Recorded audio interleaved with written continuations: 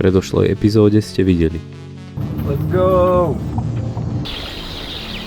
No ja som už tu. Veci nasekané v člne. Tu bude tiež dobrý flek.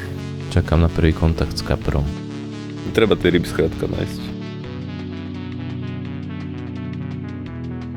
Jože na novom mieste. Giacomo chytil brutálneho kapra.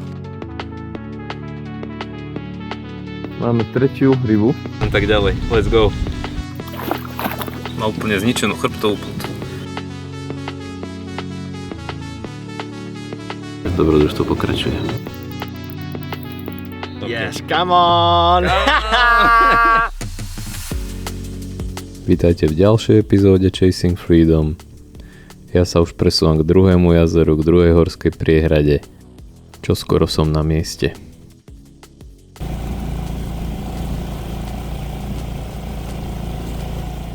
Už som teda na tom novom jazere. Prespal som tu kamaráta, chalana z Francúzska a idem si hľadať nejaké miesto, už som to večer nestíhal, už bola tma, nevidel som dobre na fleky, ich tu dosť málo, takže ide sa.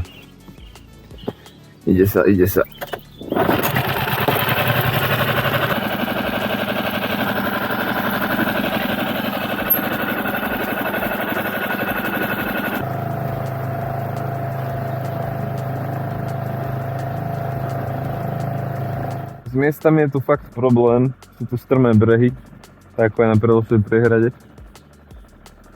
A bude, akože je tu v hlbšej vode sú miesta, ale tu v tejto plitšej časti je veľký problém nájsť flek a myslím, že toto nebude dobre. Ešte čeknem, či trošku ďalej niečo není a keď nie, tak sa vrátim asi sem. Toto je super.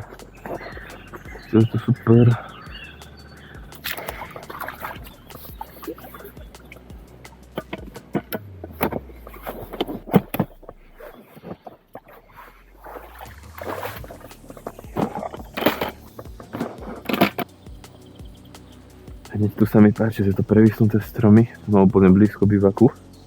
Je tu malá voda, nejak 2,5 tu, možno ešte aj do menšej by som to švacol.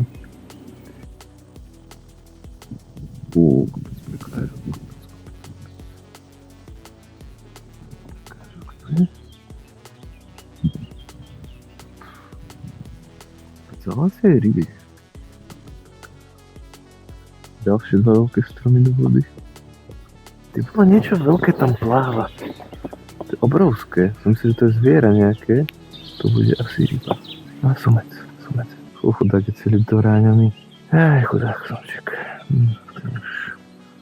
To asi dlho nevydrží. Už má krvavé škorny aj nejaké plesne po sebe. Tábor mám teda rozložený. Idem si zavážať všetky 4 prúty. Už som si našiel aj miesta jednotlivé, takže pekne si to tam uložím, prikrmím kúsok tygrým orechom a vojrysmi a snáď sa čoskoro ozve prvá R4.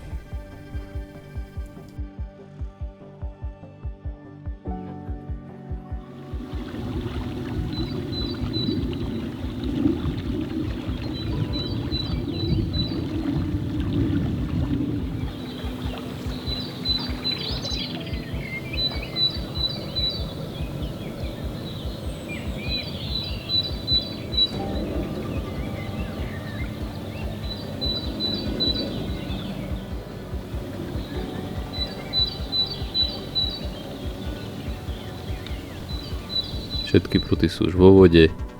Je to skvelý pocit po preplavovaní, vybaľovaní vecí tábora, konečne mať všetko pripravené. Už som teda na novom mieste, na novej priehrade. Včera som dorazil až večer, tým, že som ešte túlal, bol som pozrieť ešte jedno jazero, tam som stratil asi 2 hodiny. Ale veľmi sa mi páčia tieto jazera niektoré, chcel som ho vidieť, chcel som si ho pozrieť, keď som išiel okolo neho, takže som sa tam zastavil, pozrel nejaké miesta, ryby som nevidel. Tak potom som sa rozhodol, že predsa idem sem, ako som mal pôvodne v pláne. No a teda prišiel som na nejakej 8:30 alebo tak, čiže mal som čas do 10:30, kým sa zotmie maximálne.